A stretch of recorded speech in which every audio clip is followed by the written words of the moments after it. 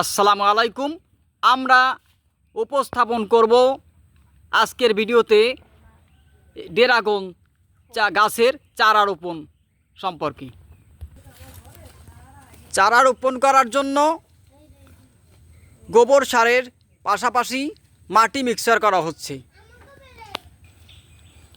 আর গামলায় করে এই মিক্সারকৃত মাটি ড্রামে ভরে রাখা হবে। মিক্সারকৃত মাটি ড্রামে রাখা হচ্ছে। মাটি মিক্সার করার পরে চারা লাগানোর জন্য প্রস্তুতি নেওয়া হচ্ছে। ছোট আকারের গর্ত করা হচ্ছে, আর এখানেই চারা রোপণ করা হবে। আর সব শেষেই লাগানো হলো ড্রাগন গাছ, আর এটি থেকে হবে অনেক ড্রাগন ফল, আর যা খেয়ে আমরা উপভোগ করব আল্লাহর সৃষ্টির তৃপ্তি। আলহামদুলিল্লাহ।